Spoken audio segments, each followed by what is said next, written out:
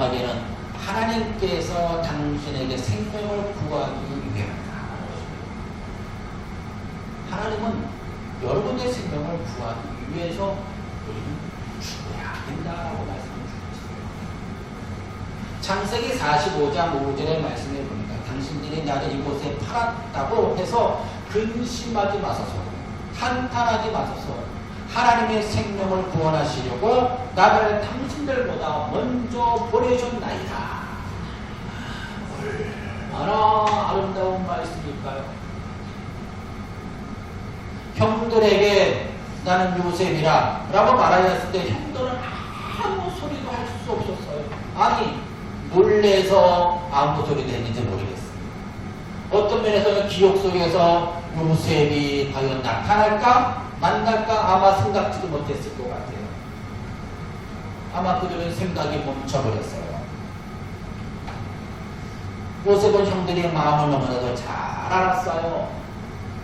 그래서 근심하지 마소서, 한탄하지 마소서, 하나님의 생명을 구원하시려고 나를 당신들보다 먼저 이곳에 보내셨나이다 라고 말합니다.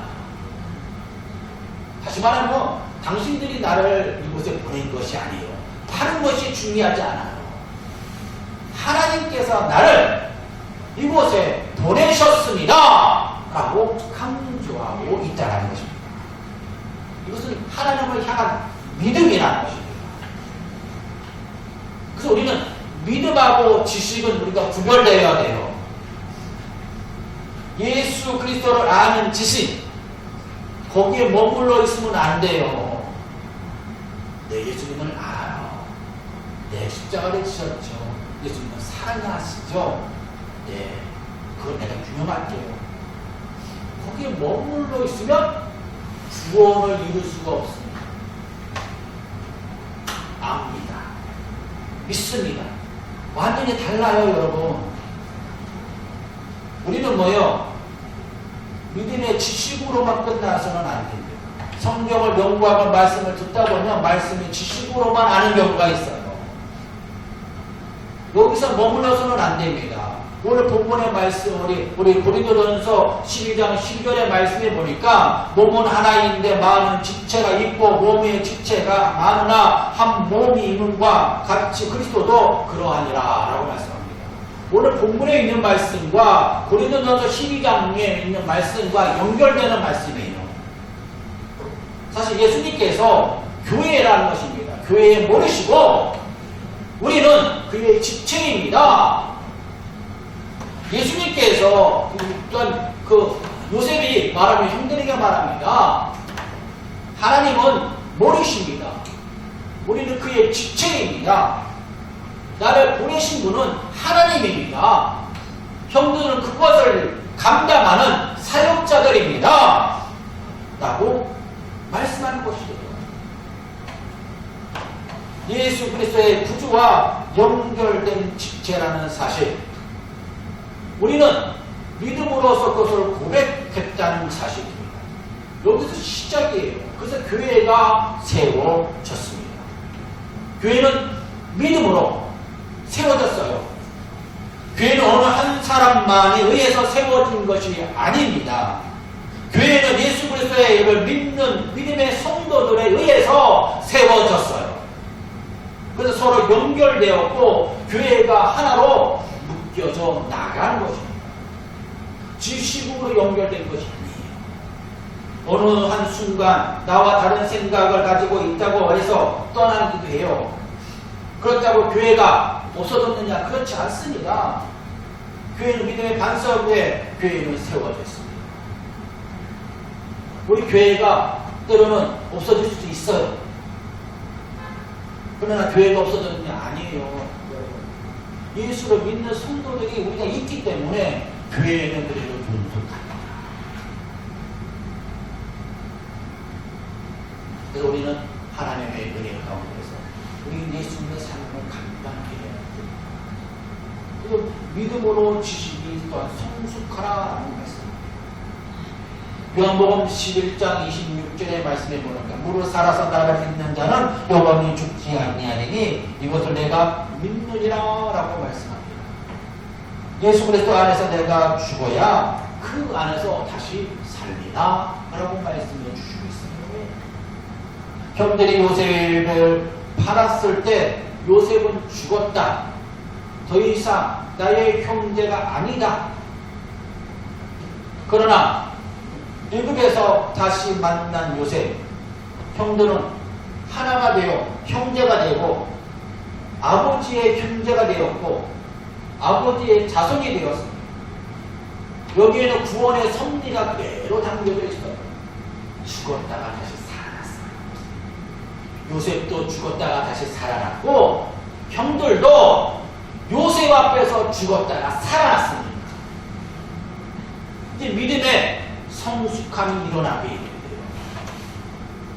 요셉이 하나님이 당신들보다 당신들을 판 것이 아니라 나를 먼저 보내셨나이다.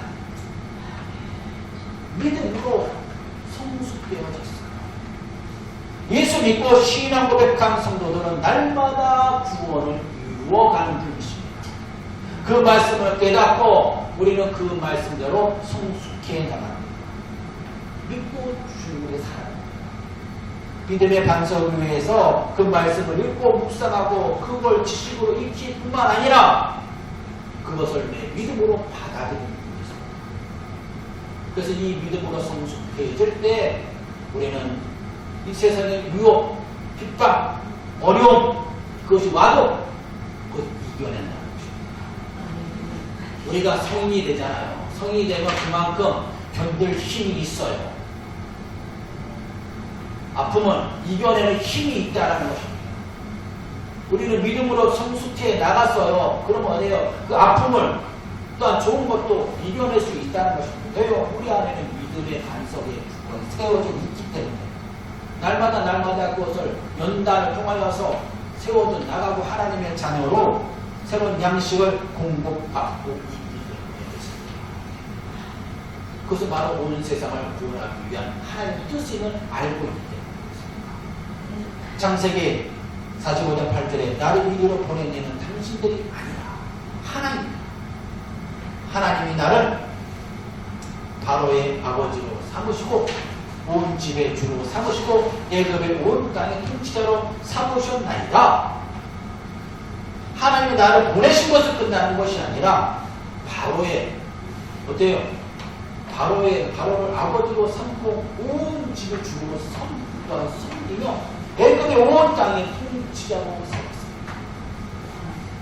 나를 하나님이 세웠습니다. 라는 것입니다. 나를 그냥 구원해 주신 것이 아니에요. 나를 높은 위에 세워놨습니다. 온 집을 구원하기 위하여 세웠나이다. 그러나 내가 잘나서 세워준 것이 아니다. 아버지께서 나를 보내셨나이다. 라고 고백하고 있습니다. 하나님의 구원의 섭리를 고백하고 선포한 분이십니다. 우리는 예수 그리스도를 통하여서 우리는 구원을 받았습니다.